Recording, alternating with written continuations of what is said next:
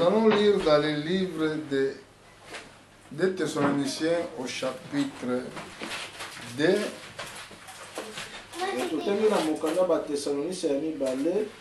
Chapitre 2, verset 3. Je vais lire les Écritures. Que personne ne vous séduit d'aucune manière, car il faut que l'apostasie soit arrivée auparavant et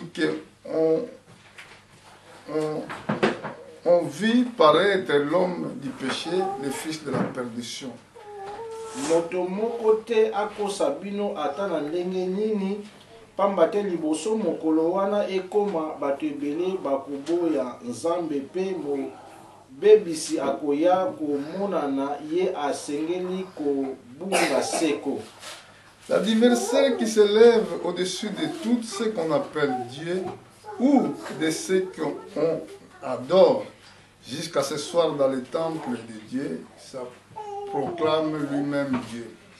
Akobanda koina nyonso oyo bato bakumisaka lokola nzambe akoloba ete aleki yango akokende kutu kofanda na ndako ya nzambe na Jérusalem pe akomitia lokola nzambe. Et Dieu bénit sa parole. Kola pambola iloba na ye. Amen. Amen. Alléluia. Amen. Prenez place et asseyez-nous. Je salue mes frères partout dans le monde entier qui auront l'opportunité pour nous suivre dans les réseaux sociaux.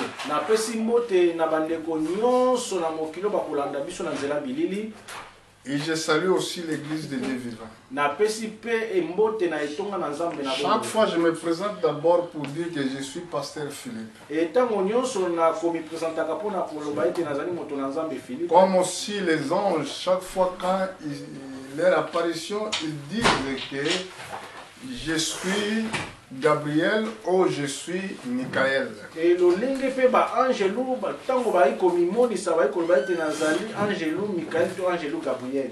serviteur de Dieu aussi, il doit se présenter pendant qu'il voulait porter le message de Dieu.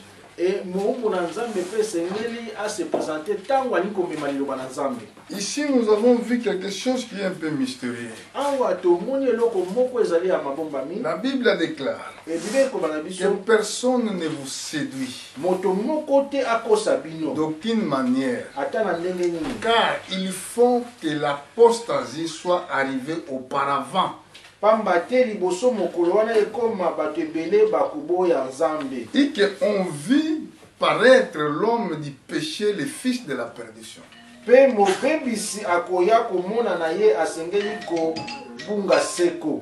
Donc ici nous voyons apôtre Paul, il a prophétisé ce qui concerne l'enlèvement de l'église. Je voulais prêcher premièrement dans le livre d'Apocalypse chapitre 13 pour parler sur les bêtes.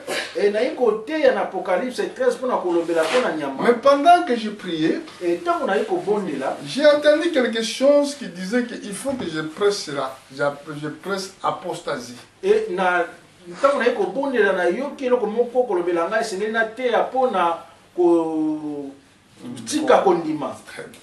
Bon, que veut dire apostasie?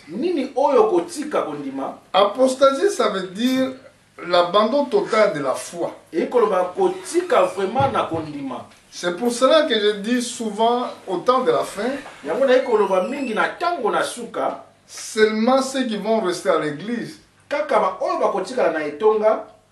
ils seront les élus. Parce que ce sera un temps difficile. Regardez. Ici, apôtre Paul qui disait, il a écrit ceci. Pour ce qui concerne l'événement de notre Seigneur Jésus-Christ, une autre réunion avec lui, nous vous prions, frères. Bandeko ezali ya solo nkolo na biso Yesu Kristo akoya pe biso tokosangana na ye esika moko kasi tosengi na bino. Ne pas vous laisser facilement embraler dans votre bon sens et de ne pas vous laisser troubler. soit quelques inspirations, soit quelques paroles, ou par quelques lettres, qu'on dira venir de nous, comme les jours du Seigneur étaient déjà là. Botambola mitu noki te pe bobanga te soki balobi na bino ete mokolo ya nkolo esi ekomi. Ata soki moto moko asakoli ete bayebisi ye yango na molimo mosantu, ata kutu balobi ete biso bato toyelaki bongo to tokokomaki yango na mokanda. Pourquoi apôtre Paul disait ces choses? Parce que dans le temps de la fin que nous sommes aujourd'hui, même la nature du monde actuel rendre même témoignage que nous sommes au temps de la fin. Premièrement, parce que nous voyons Israël en train de négocier les territoires occupés. Mais c'est temps de la fin. Parce que c'est des problèmes de territoires occupés. Les nations disent que c'est les territoires occupés. C'est ça qui montre que le monde va à la fin. Nous allons mettre les mains ici malgré que c'est textile.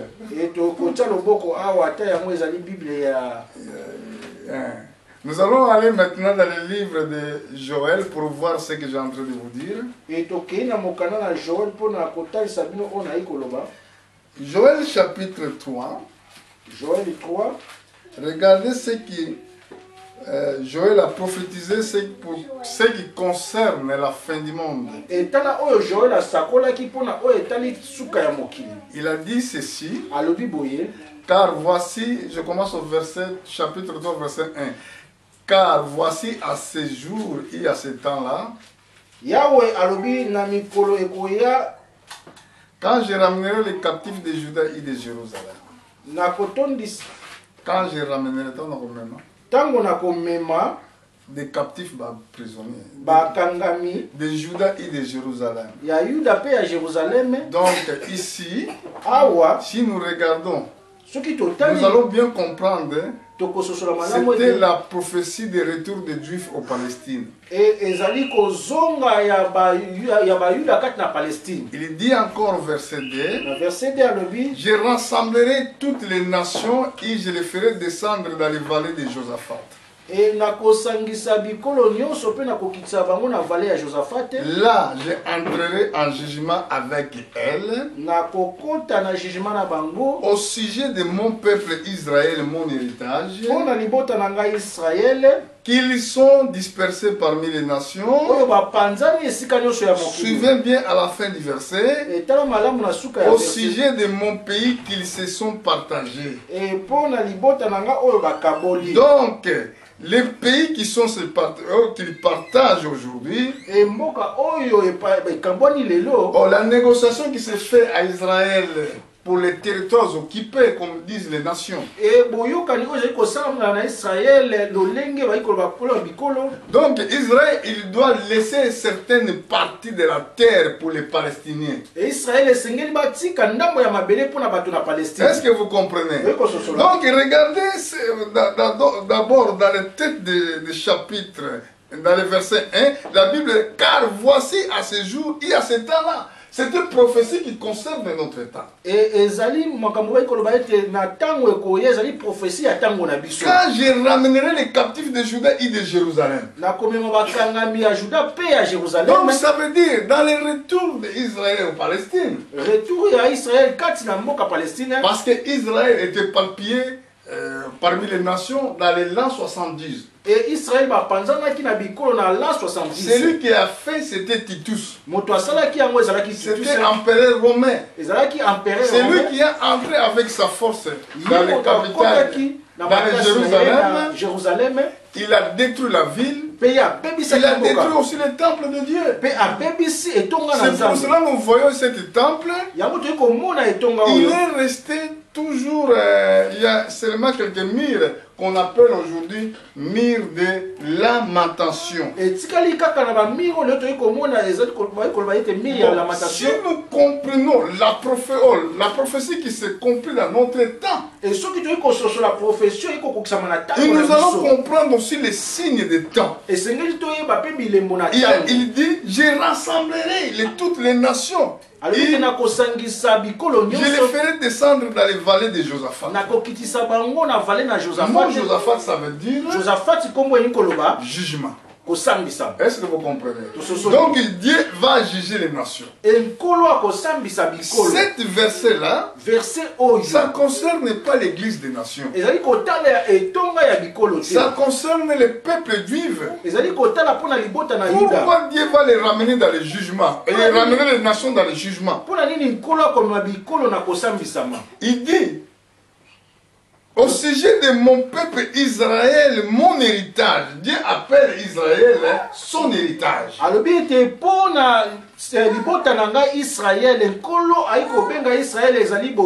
dit encore qu'ils sont dispersés parmi les nations. Au sujet de mon pays, qu'ils se sont partagés. Pourquoi Dieu appelle Israël son pays? Pourquoi Dieu appelle Israël sur son héritage?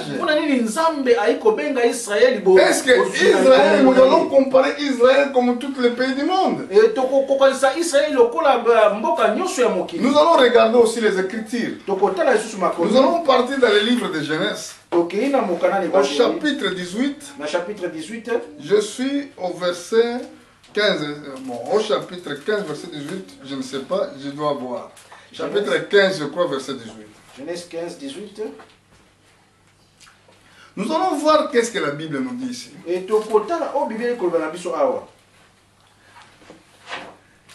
Au verset 18, la Bible déclare. À ce jour-là, l'Éternel fit alliance avec Abraham, il dit. Vous comprenez ce que veut dire une alliance? Un accord. Ça veut dire, quand les femmes vont se marier, hommes et femmes vont se marier, demandent, où sont les bacs des alliances? Les gens demandent ça. Mais que veut dire une alliance? Ça veut dire un accord. Dans le domaine matrimonial, les gens vont dire que bon, nous allons vivre ensemble et c'est pour cela que nous allons faire cette alliance de mariage. Donc ça veut dire deux personnes ont deux parties qui se mettent d'accord pour réaliser quelque chose. Mais ici maintenant cette alliance, c'est Dieu qui l'a fait. Il a dit, la Bible déclare, à ce jour-là, l'Éternel fit alliance avec Abraham, il dit. Je donnerai ce pays à ta postérité depuis le fleuve d'Égypte jusqu'au grand fleuve Euphrate. Mais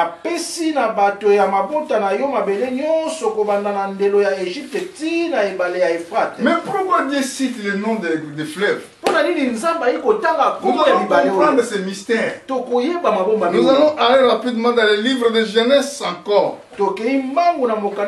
Au chapitre 2. Nous allons regarder à partir du verset 10.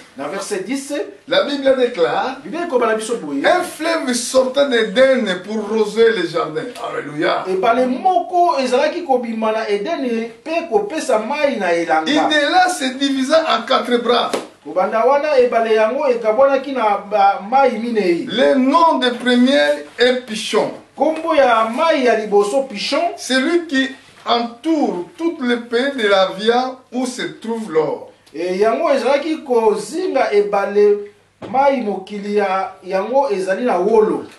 de ce pays était pire.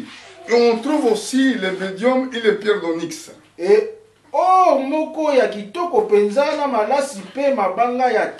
Là, c'est le premier fleuve. Le second fleuve. Le nom du second fleuve était Guillaume. C'est lui qui entoure tout le pays de Couche. Yango ezali kozinga mabele na couche. Là, les couches, là, c'est Afrique. Là, c'est Éthiopie. Et couche, oh, ezali na mboka en Afrique, ezali na Éthiopie. Alléluia. Amen. Quand on dit couche, ça veut dire c'est Éthiopie. Et tant que tu as couche, le nom de troisième est Eledek. Kombo ya mai ya misato. Kuna ezali tigre. Tigre. Alléluia. Amen. Parce que le nom était changé. Eledek, mais dans cette nouvelle, dans ce moment-là, on n'appelle pas Eledek, on appelle tigre. Et kombo echanzaki on est kobenga Eledek, mais na tango on ezalaki tigre. Non, dans ce moment, c'est appelé tigre. Na tango on est toyi kobenga yango tigre. C'est celui qui entoure l'Orient de Syrie. Yango ezali ko tiola na pembeni ya mokili ya Syrie. Le quatrième fleuve, c'est là que nous devons tirer vraiment notre attention. Est-ce que vous comprenez? Le quatrième fleuve, c'est Euphrate. Alors, nous allons retourner maintenant où on nous tient dans le chapitre 15, verset 18. Regardez attentivement. Bon. Au chapitre 15, verset 18, je ne sais pas si vous avez bien compris les écritures que nous avons lues tout à l'heure.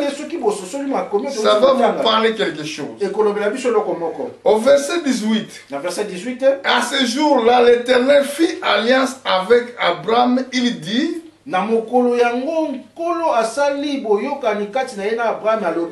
donnerai ce pays à ta postérité depuis le fleuve d'Égypte jusqu'à grand fleuve Euphrate.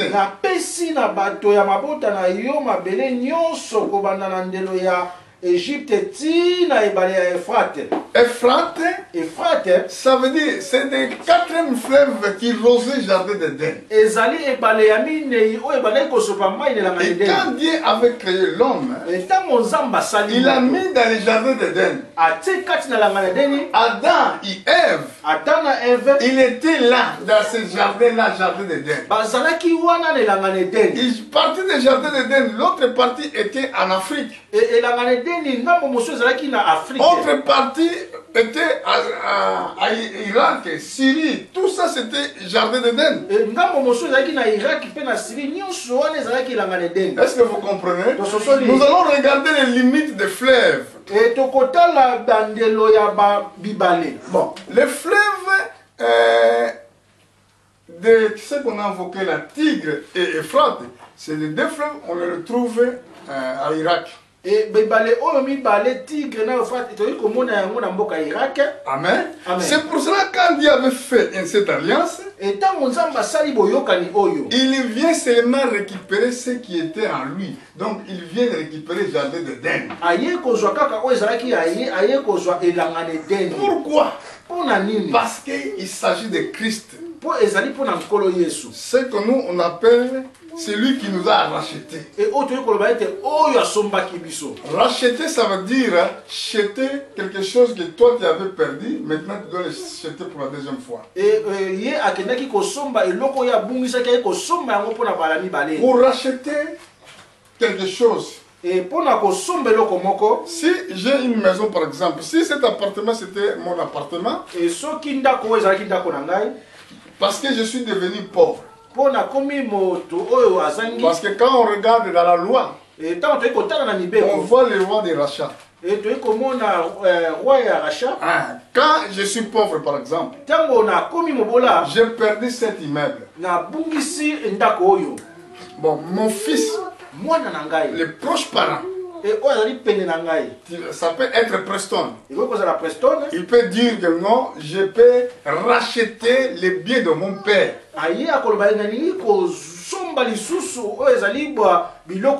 peut pas aller acheter un appartement en face. Il va acheter l'appartement qui appartenait à son père.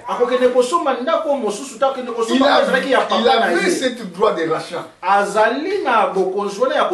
Mais Dieu, Adam, il avait perdu l'Éden. Et Jésus-Christ comme nouvelle au deuxième Adam, il doit racheter maintenant Éden. Il doit racheter aussi les enfants d'Adam Nous sommes des enfants d'Adam. Nous étions perdus dans les péchés. Alors c'est pour cela que Dieu a fait cette alliance. C'était très très important. Il faut que vous connaissiez ça. Donc quand Dieu fait cette alliance, ça veut dire qu'il a montré les limites où le jardin d'Éden était localisé. Maintenant je m'adresse au monde. Je suis serviteur de Dieu. Même vous négociez pour le partage de la terre d'Israël, vous allez provoquer la colère de Dieu. C'est là le problème qui va ramener la troisième guerre. La troisième guerre mondiale. Amen. Parce que Dieu, il ne va pas perdre ce qu'il est en lui. C'est pour cela que Dieu avait fait cette négociation ou cette alliance avec Abraham.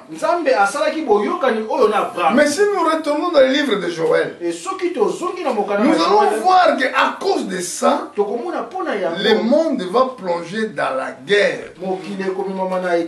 Est-ce que vous comprenez? Je ne sais pas si vous me comprenez bien. C'est le gars qui me comprend bien. Ah, merci, que Dieu vous bénisse.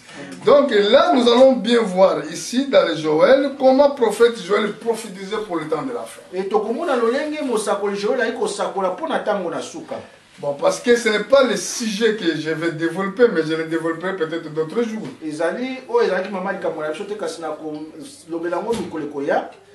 Comme la Bible a dit ici.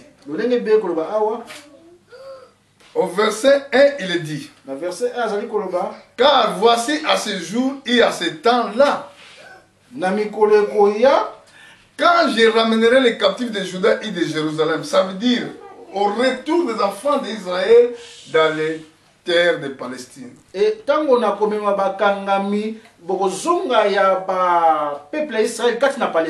très bien. Bon. Les Israélites sont retournés à Israël, si je ne me trompe pas, en 1948. Et c'est là que Israël était reconnu comme État dans les Nations Unies. Mais maintenant, c'est dans notre temps, là où on voit le partage de la terre. Et c'est pour cela que la prophétie disait, je rassemblerai toutes les nations et je les ferai descendre dans les vallées de Josaphat. Là, j'entrerai en jugement avec elles. Au sujet de mon peuple Israël, mon héritage. Qu'ils sont dispersés parmi les nations. Au sujet de mon pays, qu'ils se sont partagés. Les Européens disent qu'Israël doit abandonner les territoires occupés. Les Russes disent qu'Israël doit abandonner les territoires occupés.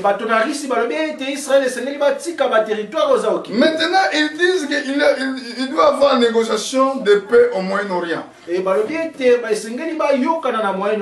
Mais la négociation ne sera pas possible. Parce que Dieu ne laissera pas tomber son alliance qu'il avait fait avec Abraham. C'est pour cela, si nous vivons dans ce temps qui est le temps de la fin, mais pour l'enlèvement de l'Église, la Bible dit qu'il faut que l'apostasie vienne auparavant. Et que veut dire l'apostasie dans le livre de Thessaloniciens?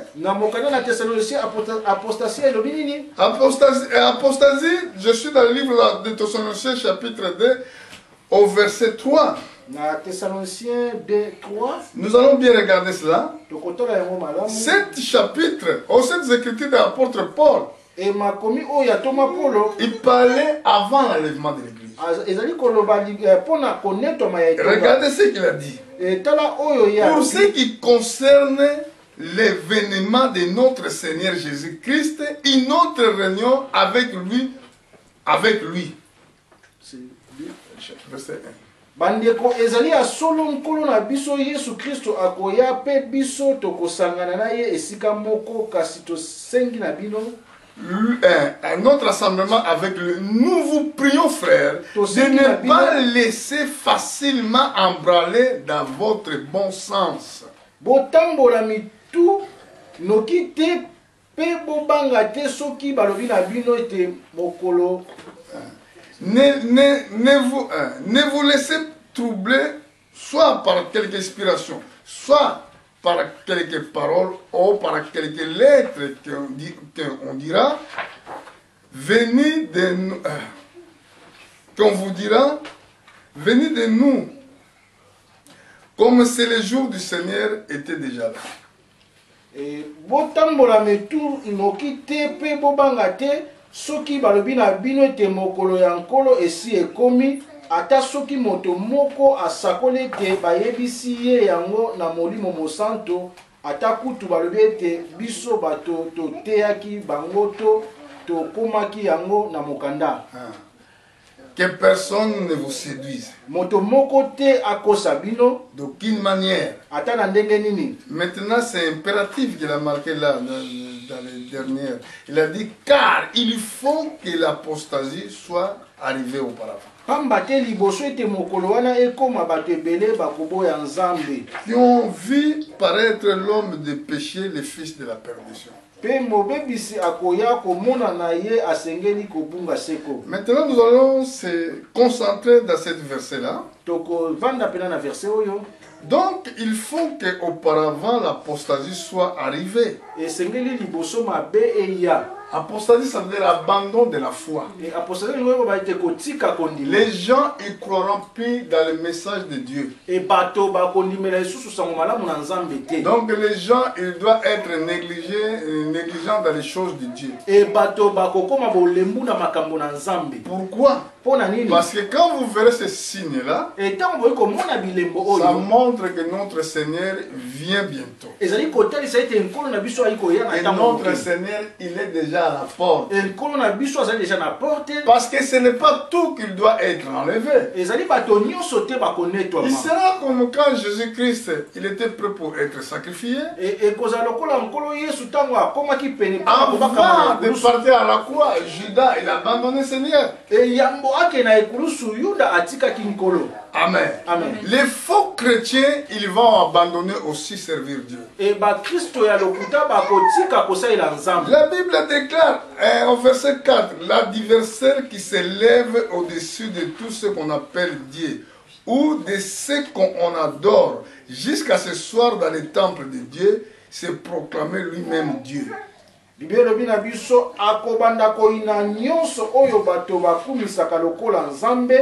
Akoloba ete aleki yango akokende kutu kofanda na ndako ya Nzambe na Jérusalem pe akomitia lokola Nzambe. Ici la prophétie prophétisée pour le pape. Vous avez vu ce qu'il a fait dans les derniers temps. Il s'est réuni avec d'autres dénominations aux États-Unis. Bon, je vais essayer de vous envoyer. Si j'ai votre WhatsApp, je peux vous envoyer pour que vous suivez cette réunion. Vous allez voir qu'il a commencé à récupérer toutes les religions, qu'ils soient protestants, qu'ils soient des pentecôtistes. Ils sont entrés dans le pacte qu'on appelle écuménisme. Et na continue de la bino yango yé abandi ko sangana na bato mususu pona ko sala ezali écuménisme. Écuménisme, ça existe déjà. Mais maintenant, les derniers qui ne sont pas encore entrés, ils les séduisent pour qu'ils rentrent dans l'écuménisme. Et yango ezalaka déjà. Si comme moto ya suka na quotité, ba ko sala ete pote yepe à côté. Mais c'est là qu'il va être proclamé même la marque de la bête. Et si kawapi elembo na nyamande ko ya. Et il a dit, il a invité beaucoup de gens pour faire un pacte. Et il a bengi bato ebele pour te basa la pacte. Cet pacte sera réalisé le 14 mai à Rome. Pourquoi? Parce que c'est là qu'ils vont promouvoir les marques 666. Le monde va à la fin. Mais il faut que l'apostasie vienne. Mais moi, avant, je ne comprenais pas ces choses qui étaient mystérieuses. Mais quand je vois l'altitude de faux prophètes, ils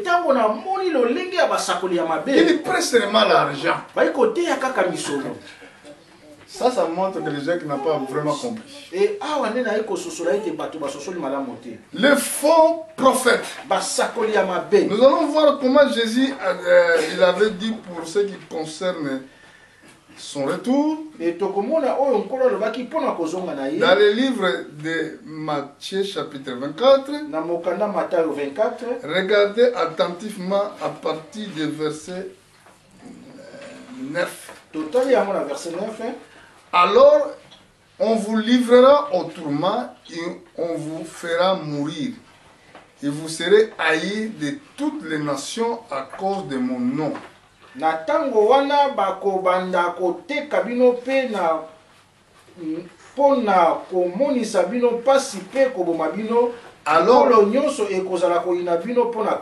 Alors aussi plusieurs succomberont, ils se trahiront, se haïront l'un à l'autre.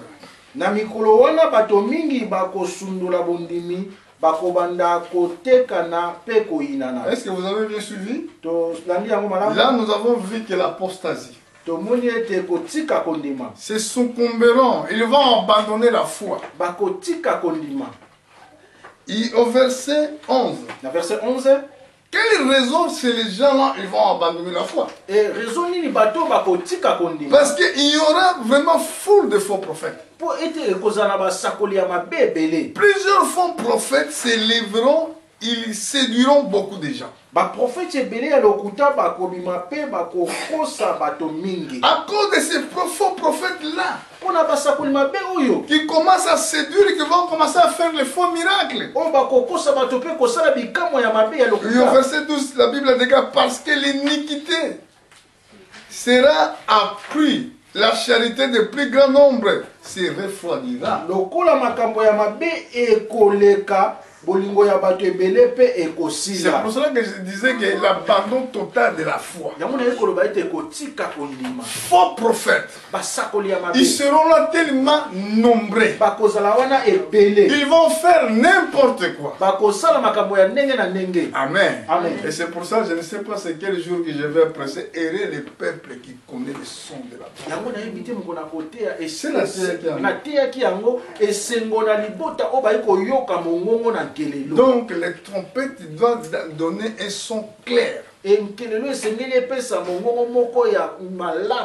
homme de Dieu, il doit s'identifier de ce qu'il prêche. Il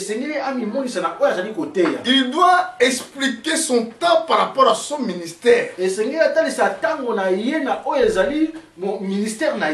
qu'il doit ramener le peuple de Dieu à la connaissance de ses écritures. Amen.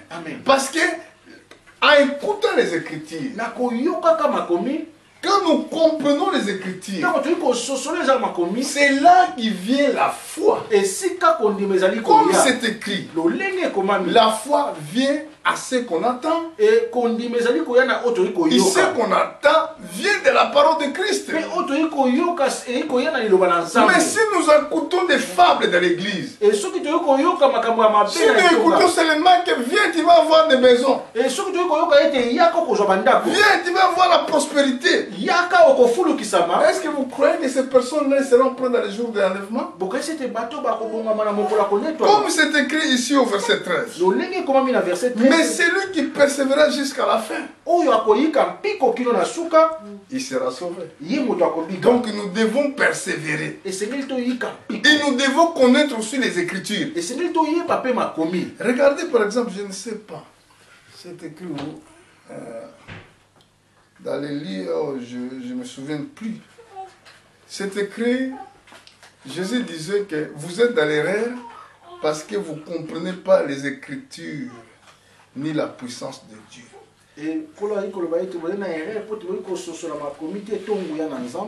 Les peuples doivent connaître les Écritures. Si vous comprenez les Écritures, vous allez comprendre aussi la puissance de Dieu. Amen. Amen. Donc c'est très très important.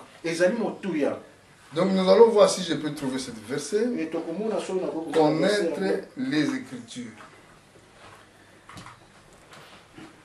Ah oui, ça, je crois que c'est chapitre 22, verset 29. Chapitre 22, 29. Jésus répondait aux Juifs. Jésus leur répondit, vous êtes dans l'erreur parce que vous ne comprenez ni les Écritures ni la puissance de Dieu.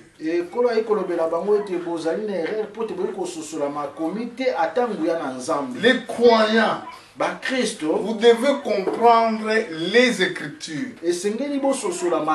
Parce que les faux prophètes, ils s'habillent comme des brebis, mais ils sont des loups.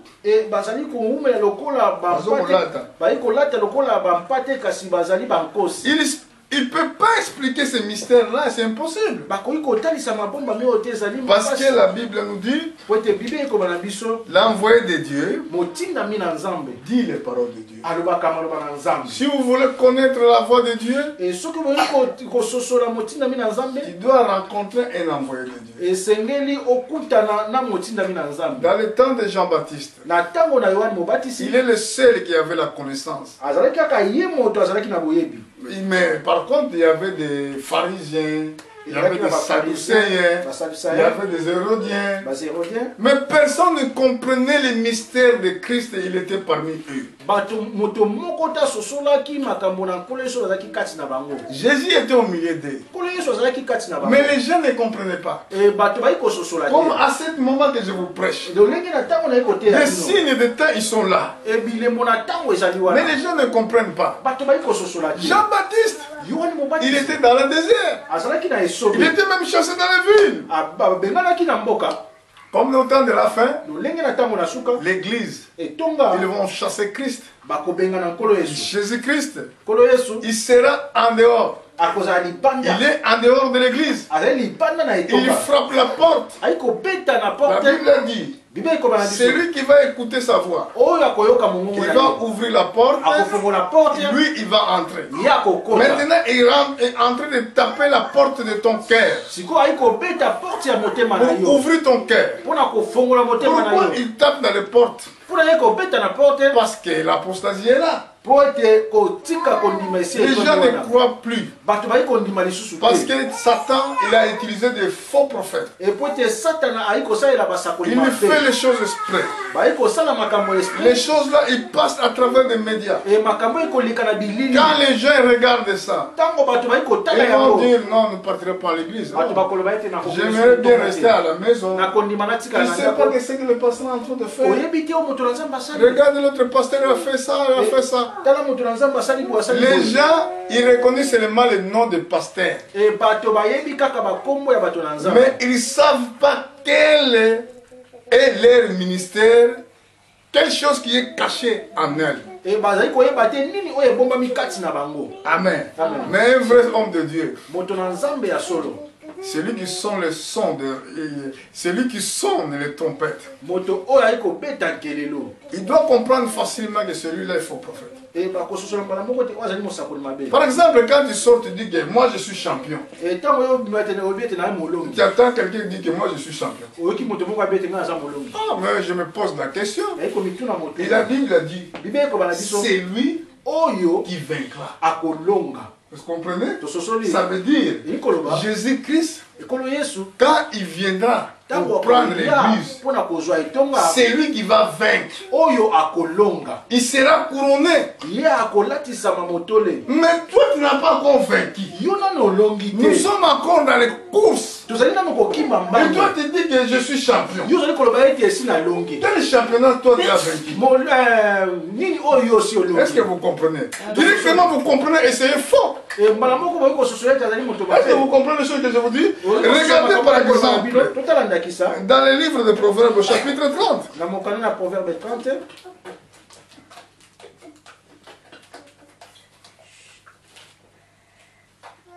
L'évangile que Dieu nous a donné, c'est l'évangile éternel. Il est prêché partout dans le monde. Ça n'appartient pas à un pays quelconque. Ça n'appartient pas, parce que c'est l'évangile éternel d'ailleurs. Mais si tu dis que moi, je suis pasteur, peut-être je veux dire, je suis pasteur du français, là, c'est faux encore. Ce n'est pas juste.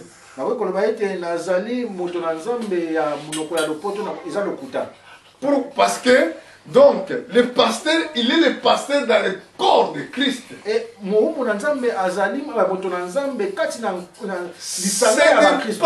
Cette appellation, ce n'est pas pour identifier un pays quelconque, non, mais nous sommes des pasteurs dans le corps de Christ, parce que nous avons 5 ministères. Et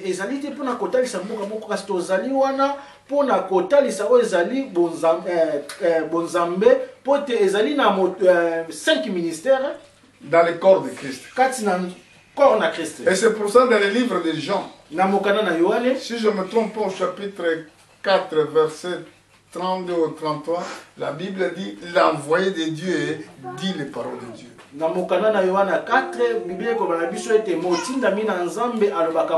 Si Dieu t'a envoyé, tu diras la parole de Dieu. Il va te révéler de ce que tu dois prêcher. Regardez par exemple comment on peut identifier un faux prophète.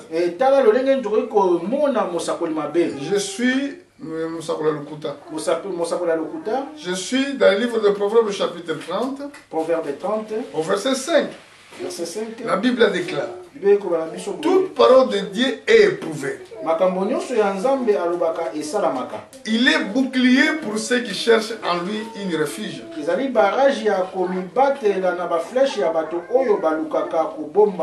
Ne ajoutez rien à ces paroles de peur qui te reprennent et qui te soient trouvées menteurs. Bon,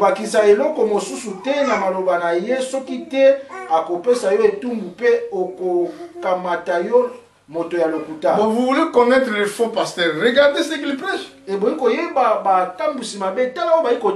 Si les choses qu'ils prêchent ne sont pas correctes comme la Bible le dit, il est faux. Mais ce qui est très dangereux, ils disent que c'est Dieu m'a envoyé, Dieu m'a dit, Dieu t'a dit quoi? Jérémie nous dira. Jérémie chapitre 14, verset 14. Jérémie 14, 14.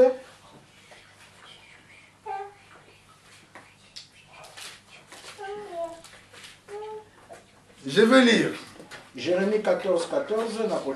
C'est écrit: Éternel me dit, c'est les mensonges que les prophètes, ils prophétisent à mon nom. Les prophètes, je ne les ai point envoyés. Je ne leur ai point donné ordre. Je ne leur ai point parlé. Ce sont des visions mensongères, des vaines prédictions, des tromperies de leur cœur qui vous prophétisent. Yahweh alobi na ngai lisusu ba prophète wana bazali kokosa ete ngai moto na tindi bango. Ezali lokuta pamba te na pesi bango mitindo te pe na yebisi bango eloko moko te.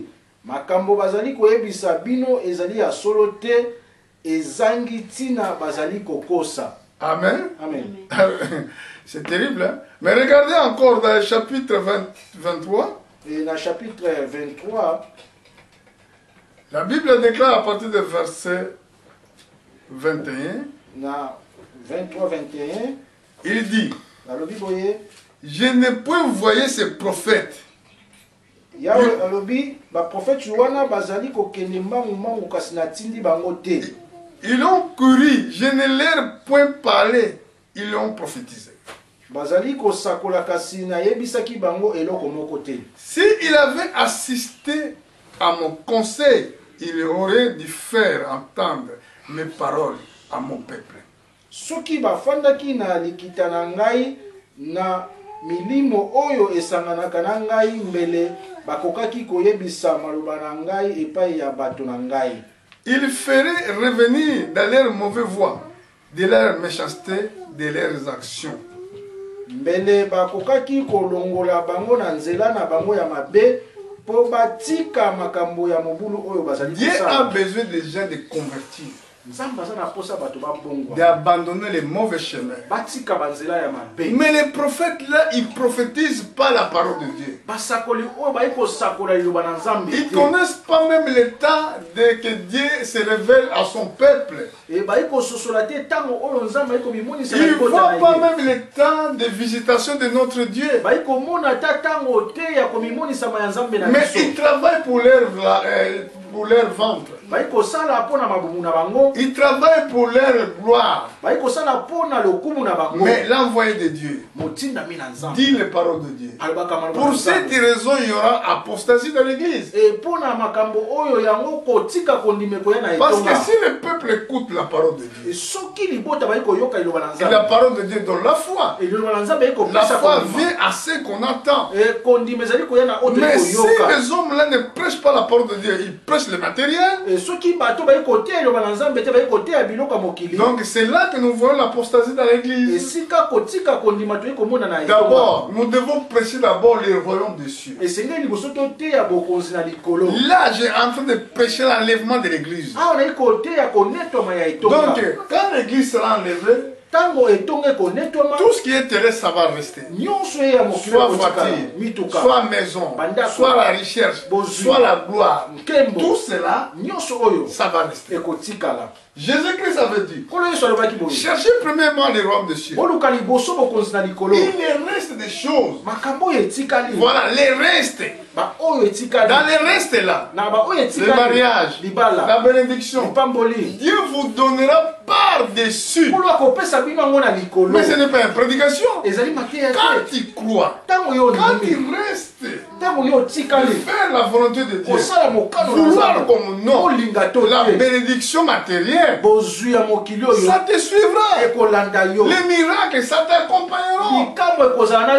Mais ce n'est pas une prédication. Ce qui est la prédication, vous devez presser les gens abandonnent les mauvaises actions. Abandonne le vol, les mensonges, tout ce qui est mauvais, ce qui peut souiller l'homme. Parce qu'il n'y a rien qui est souillé qui peut entrer au ciel. C'est pour cela que Jésus-Christ a versé le sang. C'est pour cela que Jésus-Christ est avocat auprès du Père. Pour entrer au ciel, nous devons abandonner toutes les mauvaises actions. C'est là qu'il va nous donner l'ordre d'entrer. Amen. Amen. Bon, pour finir, je suis dans le livre de Luc, au chapitre 18. Luc 18. Ça, c'est le combat que nous avons, les chrétiens. Regardez notre Seigneur comme il avait dit dans le livre de Luc. Au chapitre 18. C'est écrit. Jésus leur adressa une parole pour montrer une parabole pour montrer qu'il faut toujours prier et ne point se relâcher. Mokolomoko Yesu abeteli bango lisapo pona kolakisa bango ete basengeli ko bondela Nzambe tango nyonso pe kolemba ata moke te. Il dit, il avait dans une ville une juge qui ne craignait point Dieu et qui n'avait de garde pour personne. Alobi na mboka moko ezalaki na zuzi moko azalaki kobanga Nzambe te azalaki pe kotosa bato te. Il avait aussi dans cette ville une veuve qui venait lui dire, fais-moi justice de ma partie adverse. Mwasi moko pe azalaki kuna akufela mobali mikolo nyonso ye azalaki koya epai na zuzi pe kosenga ye longisa ngai pamba te basali ngai mabe. Pendant longtemps, il refusa. Mais suite, il dit à lui-même, quoique je ne crains point Dieu et que j'ai d'égard pour personne. Non moins parce que cette veuve, il m'importune. Je lui ferai justice afin qu'il ne vienne pas sans cesse me rompre la tête. Bandaka la zuzi wana azalaki kaka kolinga te kasi na sima amilobi. Atana banga kanzambe te pe na tosaka bato te kasi na kolongisa mwasi oyo po azali kotungisa ngai soki boye te akobanda kaka koya kotiela ngai makelele. Le Seigneur ajouta, entendez ce qu'il dit le juge unique. Mokonzi abakisi boyoka ndenge zuzi oyo ya mabe alobi. Et Dieu ne fera-t-il pas justice à ses élus qu'il crie les jours et nuit? Il tardera-t-il à les regards? Bongo nzambe akotika kolongisa bato oyo ye aponi soki bazali kobondela ye butu moi akozelisa bango. Je vous le dis, il leur fera promptement justice. Mais quand le Fils de l'homme viendra, il trouvera-t-il la foi sur la terre? Alobi na bino akolongisa bango noki kasi tango mwana ya moto akoya bukanisi akokuta bondimi awa na mokili. C'est ça la question. O ezali motuna. Ici nous avons vu que Jésus avait montré aux apôtres il faut toujours prier sans relâcher. Awa to moni nkolo Yesu atalisi na batomba esengeli na bango kobondela tango nyonso na kolemba. C'est là qu'il avait donné un exemple, une parabole pour dire que dans une ville, il y avait un juge qui ne craignait pas Dieu, qui avait le regard aux personnes. Yango apesaki bango lisese na mboka moko ezalaki na zuzi moko abanga kazambe te pe abanga kata moto moko te. Mais il y avait aussi dans la même ville une veuve qui venait pour le dire fais-moi justice avec partie diverse. Et ezalaki pe na mboka wana mwasi moko akufela mobali azali koya epai na zuzi oyo akata likambo na ye na bato oyo basali ye mabe. Mais chaque fois il venait cette dame-là. Tango nyonso mwasi oyo azalaki. Quand Jésus était assis dans son bureau, tango mosambisi oyo avandi na bureau na ye, il va écouter la porte. Akoyoka moto abeti porte. Entrez. Kota. La dame vit. Mwasi oyo ye. Juge, donne-moi victoire longisa ngai devant mes adversaires. Liboso ya banguna na ngai. Va, je vais voir ça après. Et kende na kotala yango sima. Et demain il vient encore. Lobi aye lisusu. Après demain il vient encore. Sima na lobi aye lisusu. Et cette juge était perturbé. Il dit que non, cette veuve il me dérange. Et mosambisi oyo akomaki na komitumisa biete mwasi oyo ayi kotungisa ngai. Parce qu'il craignait personne. Poti ye azalaki kobanga moto te. Il a dit promptement il va faire justice à cette femme. Albiete na senge na longisa ye. C'est comme les élus. Lolenge moko bapona. Les élus ils doivent venir à Dieu toujours pour dire que Seigneur accorde-moi les victoires sur le diable. Et bapona me senge ba ya ke pai na nkolo koloba ete nkolo longisa nga liboso la bongo. Seigneur s'il te plaît. Tu ne me laisses pas dans cette citation. Seigneur, s'il te plaît, je te supplie. Je voulais te voir. Je voulais rentrer au ciel. Seigneur, je ne voulais pas partir en enfer. Je ne suis pas digne. Je sais que je ne suis pas digne. Mais tu étais mort pour moi. La Bible déclare le châtiment qui nous donne la paix de tomber sur toi. Je ne suis pas digne, je le sais. Mais toi, tu dis. Viens à moi, tous que vous êtes fatigués, je vous donnerai le repos. Seigneur, aie pitié de moi. Il va nous écouter. Vous savez comment elle a fait avec le voleur à la croix? Tandis que l'autre était là pour accuser Seigneur. Si toi tu es fils de Dieu, pourquoi tu ne se sauves pas toi-même, il nous sauve nous. Nous méritons nous sommes punis de la même manière. L'autre qui regardait la scène. Et toi, tu ne crains pas Dieu. Même jusqu'à là, dans cette condition, tu ne crains pas Dieu. Nous méritons parce que nous étions des volets. Mais lui là, il était innocent. Il a rien fait. Il a tourné vers le Seigneur. Oh Seigneur. Quand tu vas rentrer, souviens-toi de moi. Jésus a regardé. Aujourd'hui, tu seras avec moi. Où? Au paradis. Mais il était condamné. Les gens les condamnaient. Ce n'est pas la condamnation des hommes qui compte. Ce n'est pas comme les hommes te regardent. Mais il s'agit de Dieu. Quand Dieu va te regarder, il dit que tu es juste. C'est la même chose qui était passée avec cette veuve. Jésus dit, bon, je compte plus tes péchés, je compte plus tes erreurs. À partir d'aujourd'hui, ton problème est réglé. Est-ce que vous comprenez les choses? Amen. Alléluia. Amen. Que Dieu vous bénisse. Nous venons autre jour pour prêcher encore le message de Dieu.